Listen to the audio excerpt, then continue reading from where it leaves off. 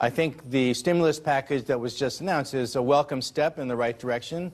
It was notable because it was coordinated action among multiple regulatory agencies. It was mostly on the financial side with a decrease in reserve requirements and slight adjustments, 0.2, 0.3 basis points on some of the key interest rates. The problem is that the economy has really been suffering from a lack of investment demand.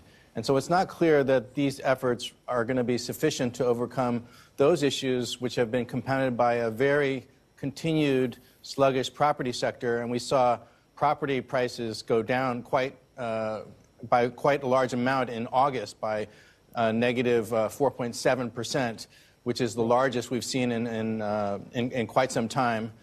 So probably I think the government needs to do something on the fiscal side as well.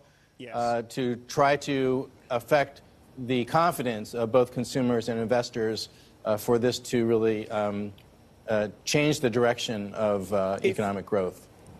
Albert, and if consumer confidence is really at the heart of the matter here in the Chinese context, then can we almost say that there was an element of misallocation of stimulus resources if it was directed towards financial markets? And at what point do you think fiscal stimulus, and what form will it take? What point will that come to the table? Well, I wouldn't say it's misallocation.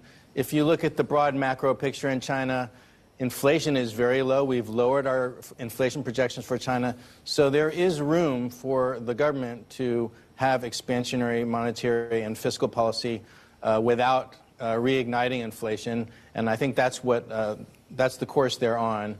On the fiscal side, they are trying to increase some infrastructure investments. They have a debt issue with local governments, which is hampering the ability of local governments to really invest more. I think putting more money into the hands of consumers through different existing benefit programs, such as the social pension programs they have, or the minimum living standard programs, other types of transfers would help. It would put money in the hands of consumers who would be more willing to perhaps spend that money. There's been a little bit of that action already this year, but I think maybe more should be considered. It's not really the kind of thing, though, that the government has shown a strong inclination towards doing in the past.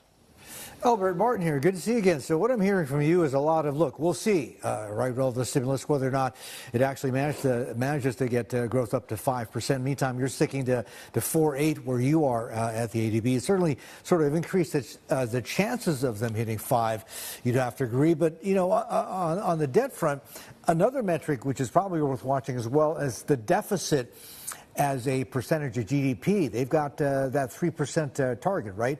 The way they're going with the stimulus, it looks to me as though they could actually end up busting that. Does that concern you, A, and B, in terms of actual effect?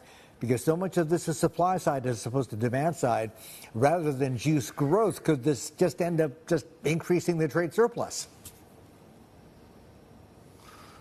Well, I don't think we're so worried about busting beyond the 3% target, in the sense that, overall debt to GDP ratios in China, the central government debt, is pretty modest, and I don't think the credit rating for the Chinese government is in any jeopardy. So I think they have some scope to maneuver.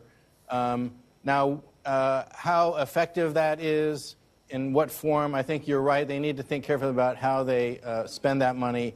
And try to increase demand. It's not an easy job when the consumer sentiment has been really sluggish now for quite a long time, and I think many consumers, investors are looking for a very clear break or a clear change in the environment before they change their behavior, and nothing like that is highly visible at the moment.